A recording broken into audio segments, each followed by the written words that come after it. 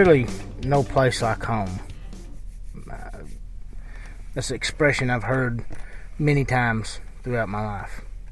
My grandfather on my mother's side, Ford Honeycutt, was born August 16th, 1938, in eastern Kentucky, a place called Pine Top. Youngest sibling in a very large family. Once he got out of high school, I believe he was 17, I'm not completely sure. At that time, there weren't a whole lot of options down here. There were the mines, and and I guess to some degree,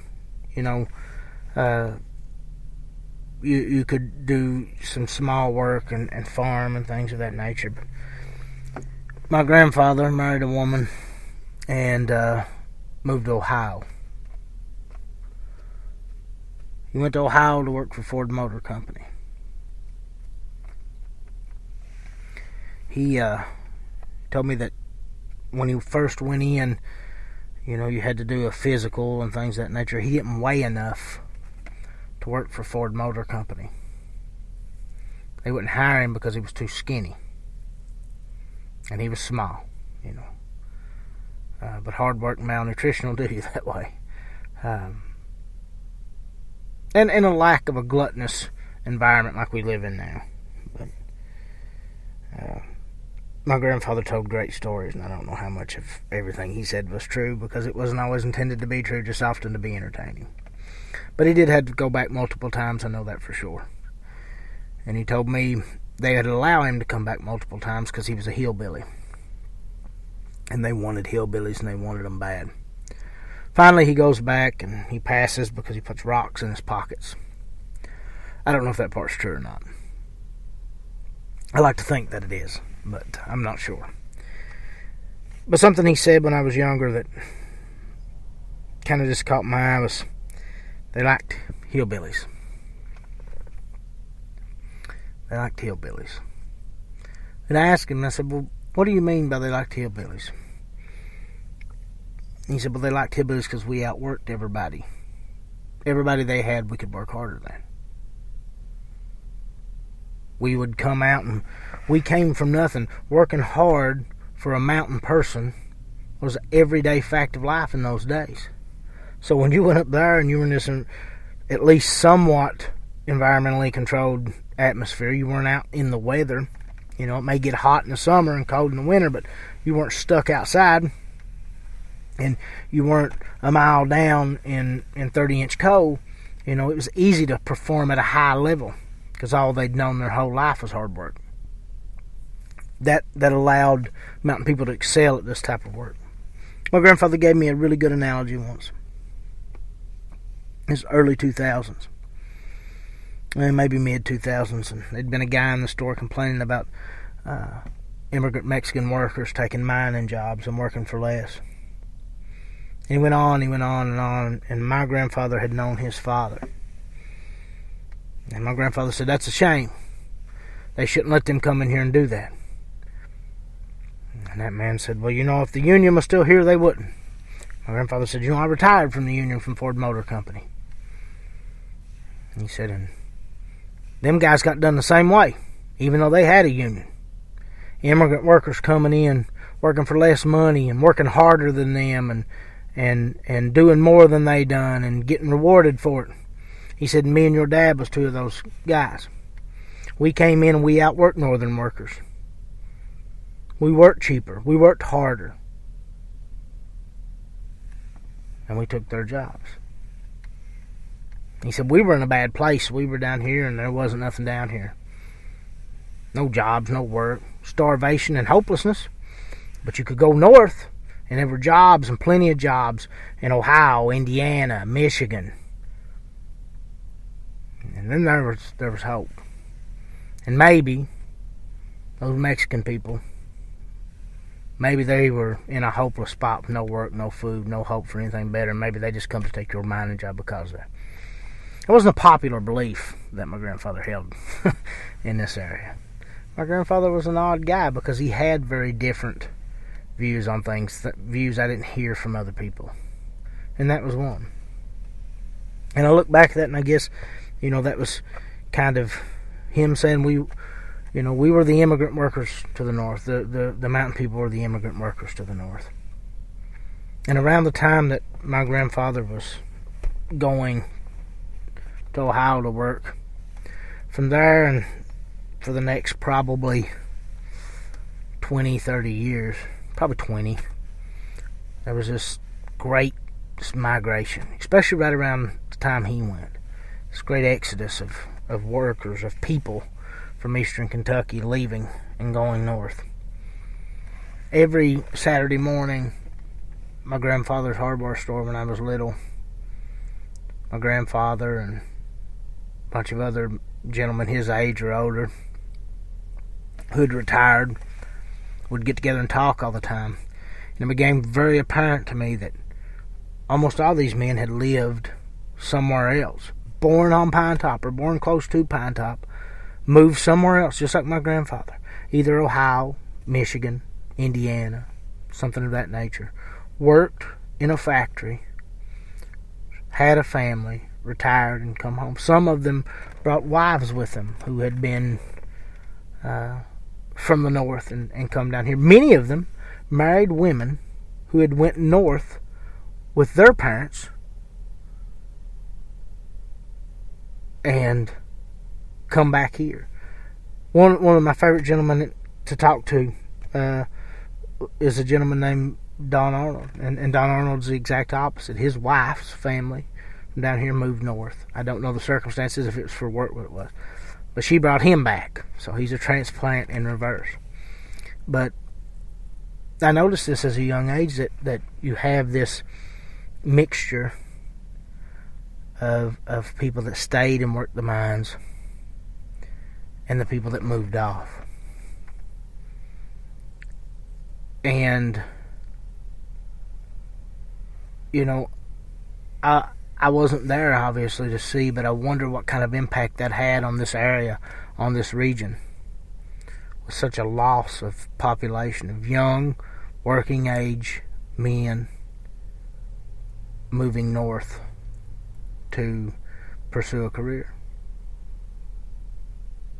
Now there's been booms and busts with coal over the years, and through those boom times, things could get decent here. But in those busts, they got hard. And when I turned 18, I knew beyond a shadow of a doubt I had to go, because I wasn't designed for the mines. I'm claustrophobic. And I didn't want to stay in eastern Kentucky. No desire whatsoever.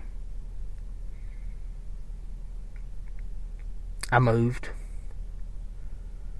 Then I started talking to the woman that I eventually married. I'd known her since 7th grade. I'd been crazy about her my whole life, and she agreed to go out on a date with me. I come back. I'm living in Winchester. She's living down here. We just go out a couple times, and I think to myself, if I don't go back, I'm going to lose this girl to somebody else.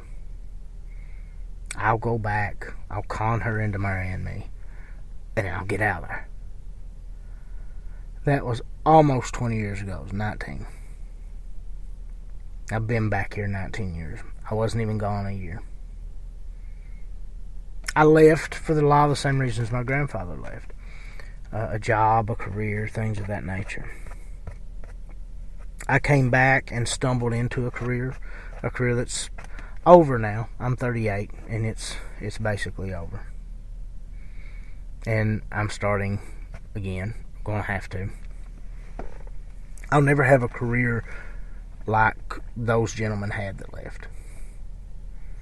A good paying job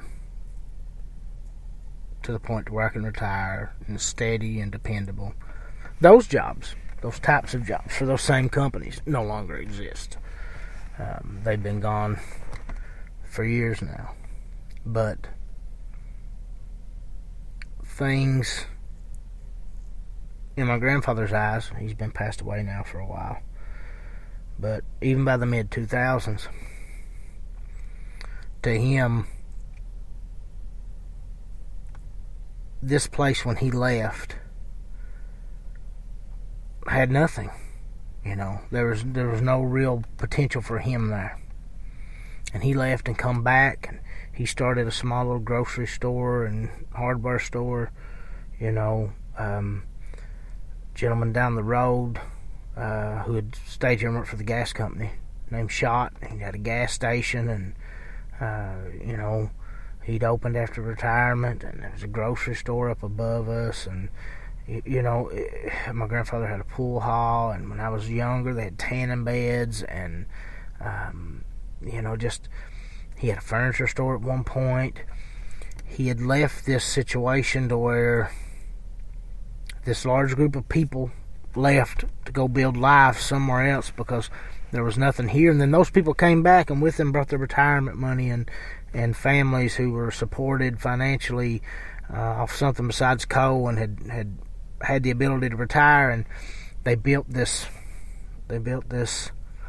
new economy, and things got good.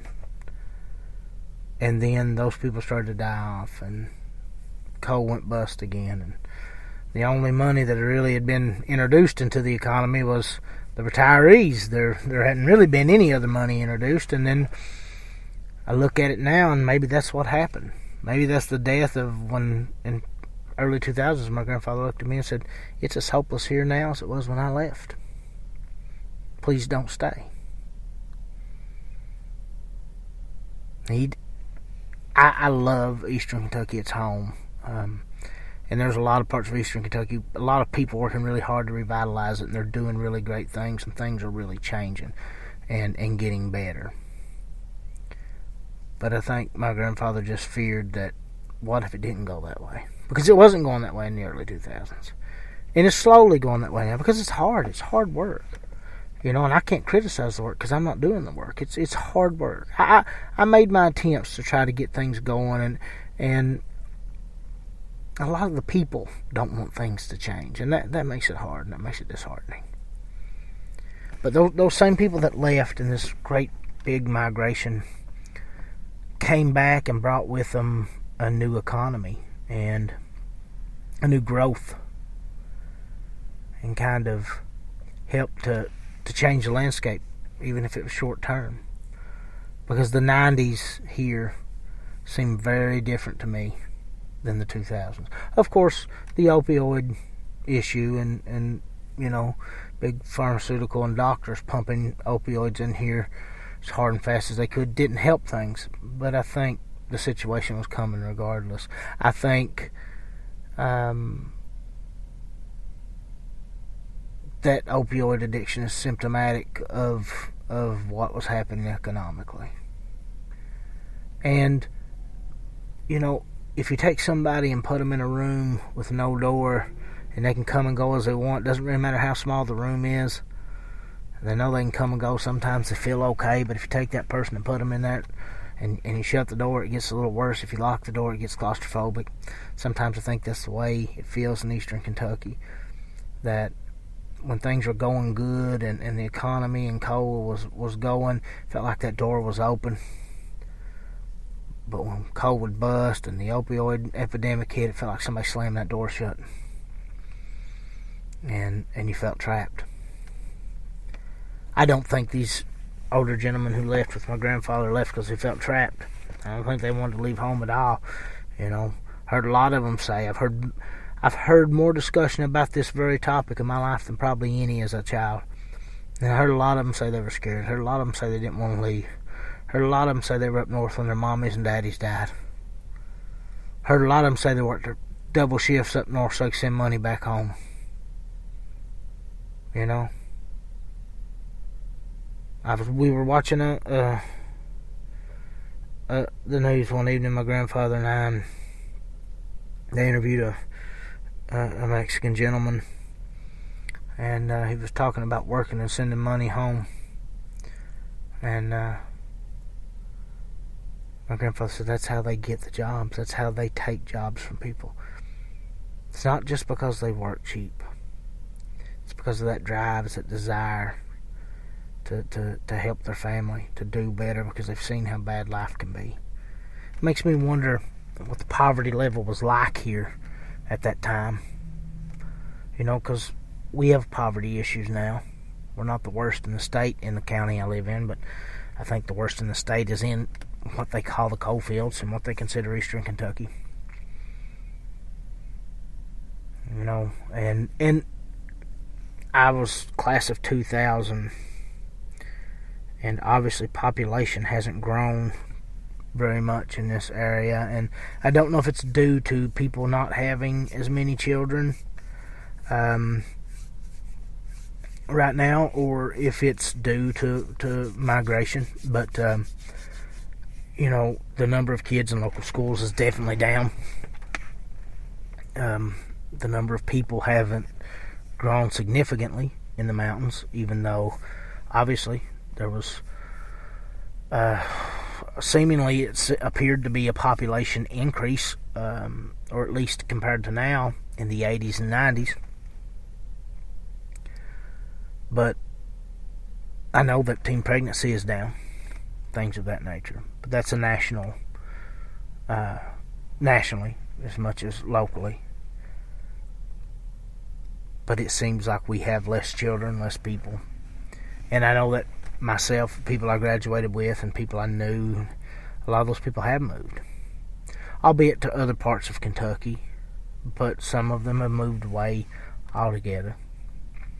They're the ones that are a little easier to keep up with, honestly, than the ones that actually stayed local like myself. I look at this situation we have now, and the way work is, and the way the economy is, and there are jobs in eastern Kentucky.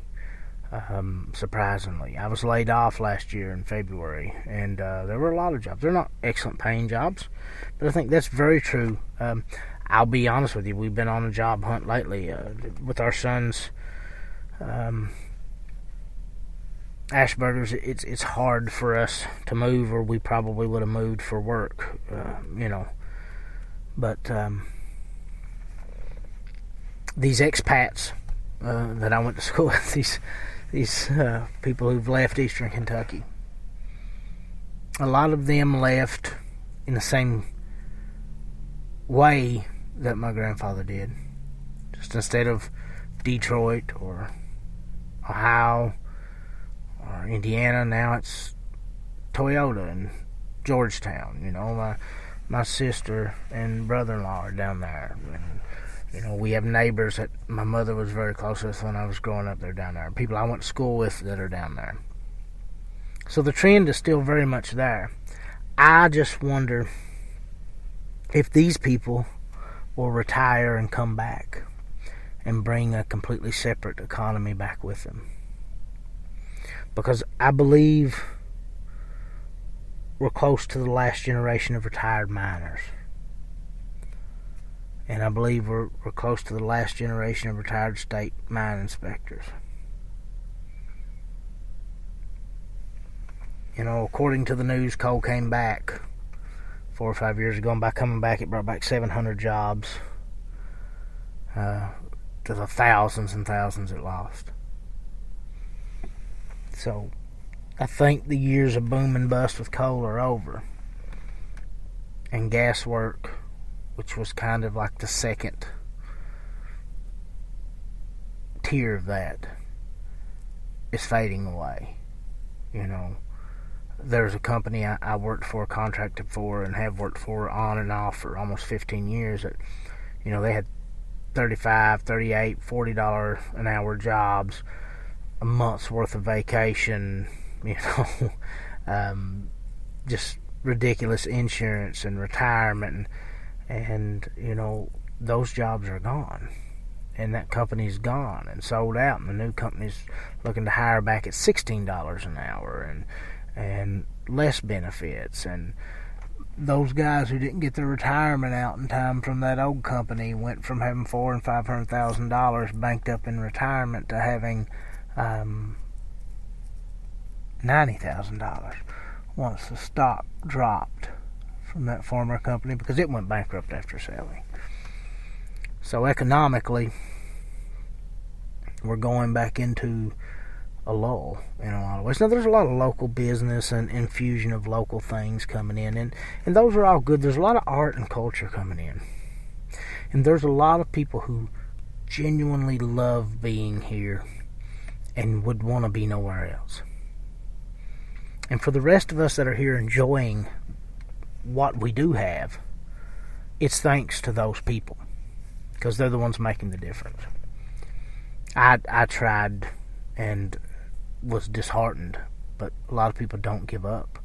And those people we owe a lot. If you're able to enjoy anything here, you're probably enjoying it from them. Now, when my grandfather come back, he come back before some of the people that he knew and left with. He was able to retire early. He'd had a surgery on his stomach and then followed that up with a car accident and broke his neck, and so he came back early. I don't remember, obviously, those early days. He was back much earlier, obviously, I'm assuming, than the rest. But by the 90s, a good chunk of those people had come back. And it influenced the culture down here. It influenced food, things of that nature. A lot of people come back with food and dishes they'd brought back from up north that they liked. And then people like Don Arnold I'd mentioned earlier, he'd been a chef and a cook up in Cincinnati, and he will cook and make things, and a lot of different influences come back with the women that these gentlemen married, or the men that these ladies married, and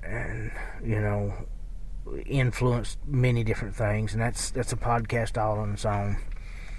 But it was almost like a cultural exchange. The northern factories took our young, hard workers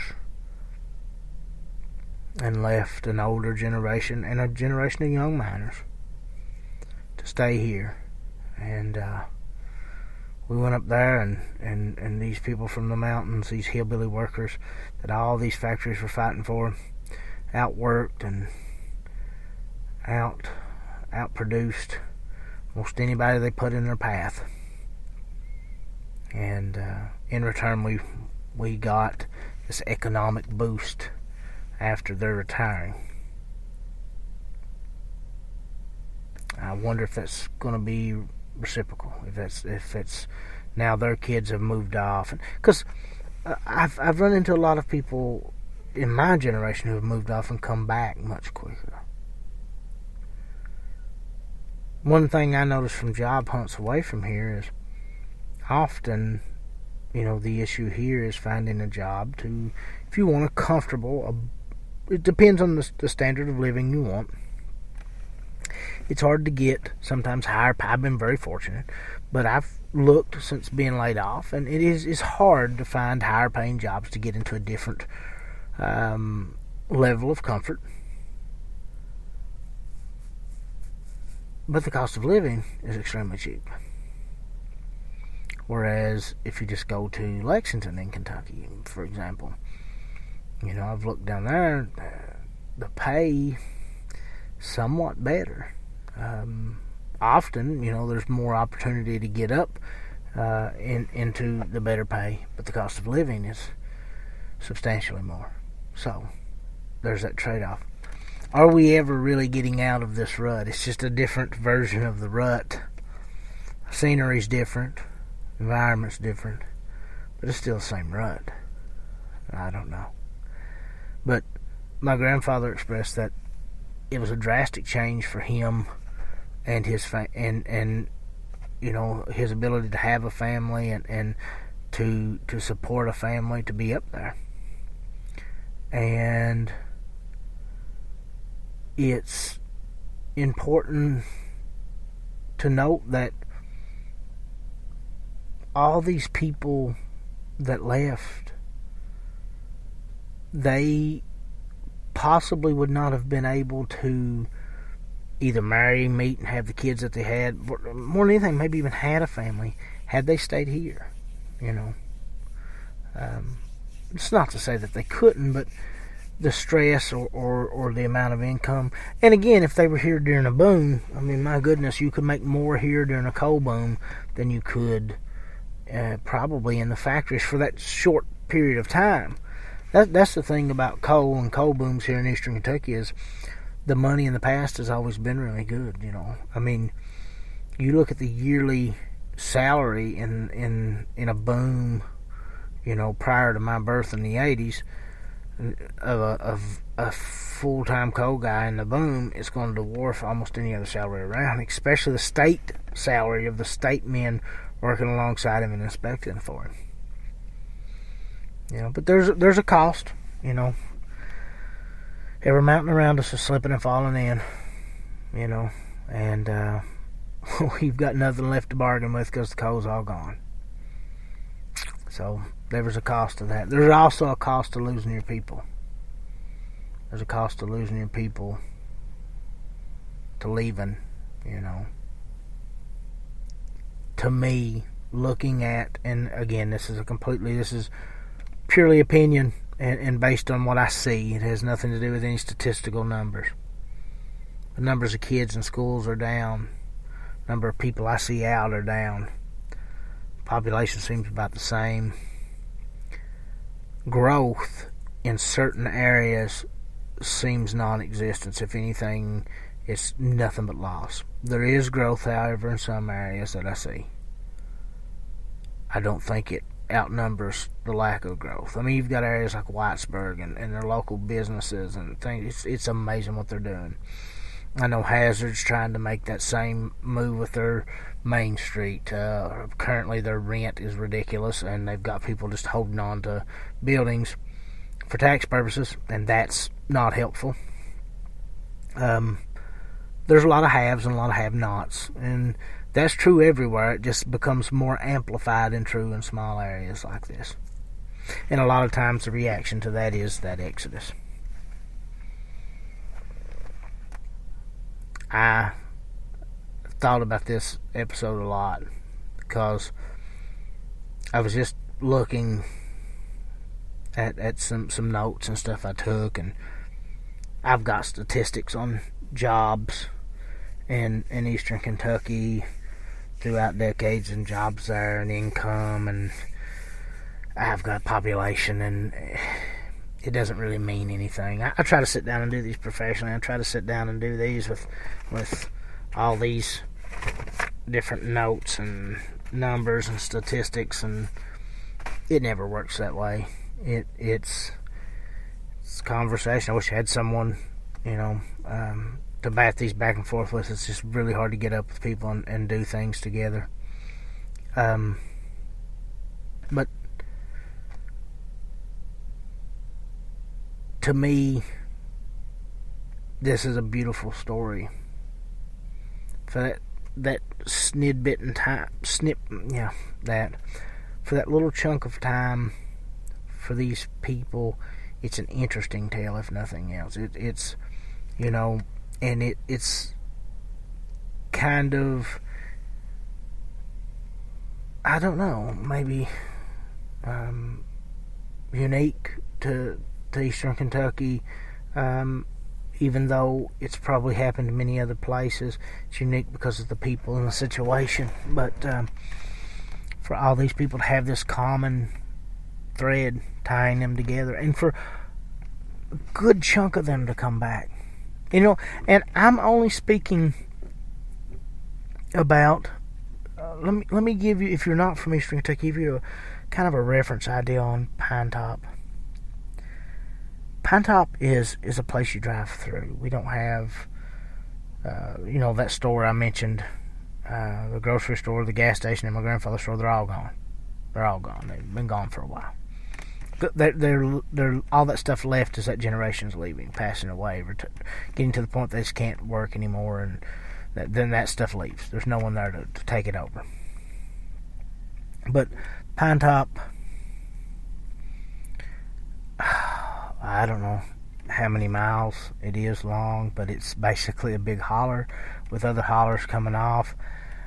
I would have to say less than 900 people, much less than 900 people. Hammond has 900 people. A couple hundred people, in my lifetime, maybe 400 people. I'm horrible at guessing. That'd be my guess. But this little area, this is all based off experience from that little area. There was people from outside that area that come in and stuff, that I would meet at the store. But most of these people, those families, come from right in there, I know families that the fathers or grandfathers worked in Detroit or Lansing or Pontiac, that they worked in Ohio, they worked in Indiana. On the same hand, I know families whose fathers, grandfathers retired from the mines, retired from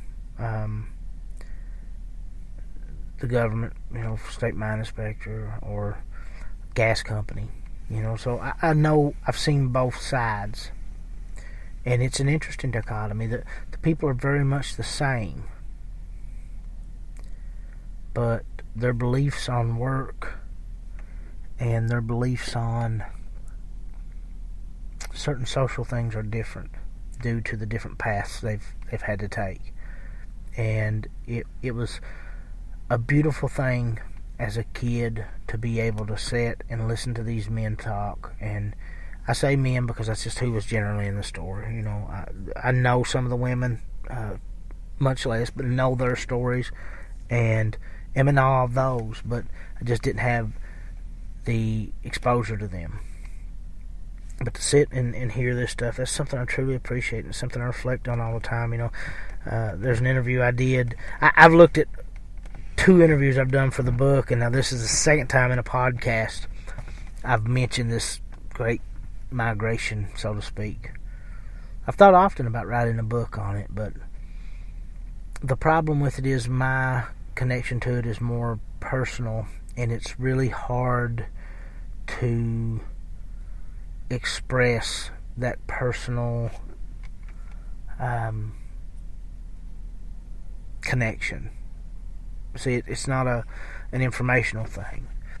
To sit there in my grandfather's lap, by the fire in the winter, while the old men drunk coffee, and listen to these stories and this discussion and these debates and these topics about moving and staying and work and life in eastern Kentucky and life in the north, and these comparisons to different things. And I think it's given me a lot of my outlook on things, how I really feel about things.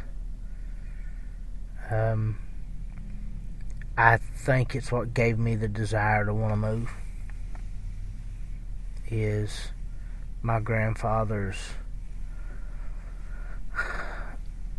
story. Even though he felt differently, he didn't want to leave. He wanted to stay, and he was glad to be back. I think I'd like to go for a while, and that way when I come back I could be glad to be back. But I think it's an amazing thing. And if you are from this area, ask your older neighbors, because not a lot of them are left, and that generation is dying out really quick.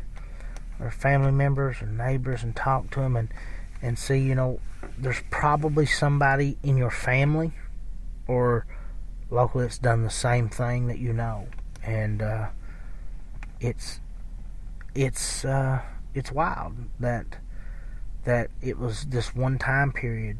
And like I said, I can look from one small group, one concentrated population, very small, very concentrated population of people, and find so many similar stories. It's part of mountain history, even though it's about not being in the mountains. I hope you guys enjoyed the episode. Usual stuff, like, share, subscribe.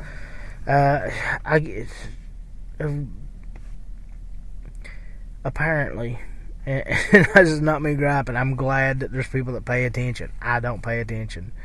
I've just about stopped the YouTube putting stuff on, and I've had some email interactions with people. I've got people sending me video of them watching videos on YouTube and it not listing views. So I don't know. I just thought that, it's not the best medium for this and it's not being used, so I don't have to link it. And then, the actual videos I do of me, maybe I'm just not going to do them anymore because this seems to be doing a lot better than the YouTube page. But look, I've seen those. Why it's not adding subscribers or adding the video views, I don't know, but it doesn't matter. I know that you're watching now, so I'll keep putting it up, because there were some people told me that that's how they listen to the podcast, is on YouTube, and they don't want to lose it. So it's going to stay, regardless of how many views or whatever it shows. I know now that it's not working. I'm going to keep doing them that way. Don't worry about it. But like and subscribe and share that. You can comment there. Everybody's preferred way of commenting evidently is, email, and that's authorjperk@gmail.com. I have a list of shout outs I was going to do. I'm not going to lie, I misplaced that list, but shout out to all of you that I said I was going to shout out to, and I will do it eventually. Facebook is Author J. Perkins. Twitter is @jperk213. Not super active on there, but hey, if you tweet me something or something, I will be. Instagram is Author_J. Perkins. YouTube is J. Perkins. And there's this Minds app. It's @jperk213. I don't know what this thing is. I don't know that anybody's on it, actually. I can't tell that there is. Reach out, like, subscribe, all that good jive. Check out, there's another local podcast,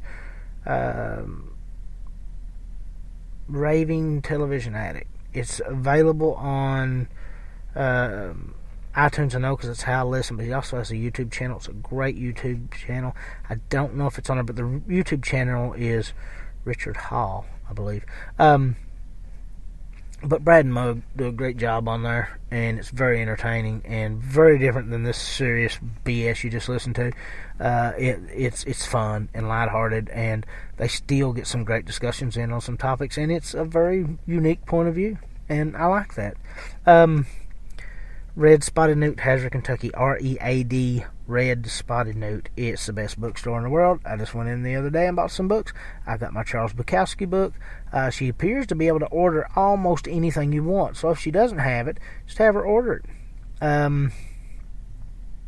It's a local business. It prevents these great migrations if you support them. Not to mention, the people that own it are awesome. And I've known them my whole life. One of them. Almost my whole life.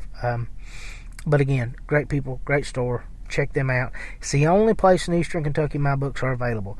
That's probably not a plus for them, and it's probably more a fact of my books are mediocre. But still, it's the only place in Eastern Kentucky my books are available. It's really the only bookstore in this area outside of one other one. And yeah, anyway, go there to get my book, Co-Kingdom. Everyone's Different, Just Like Me, the children's book with my son, and The Boy with Super Hearing. I've got another one. It's done. I just got to get it put together and get title and cover and typed out and edited. But it's actually written for the most part. But check it out there. If you do live outside of Eastern Kentucky, you can find my books on Amazon.com. I much prefer you get them at Red Spotted Newt. I think that's it. I can shut up now. I'm pretty sure I can shut up now. You guys have a great day.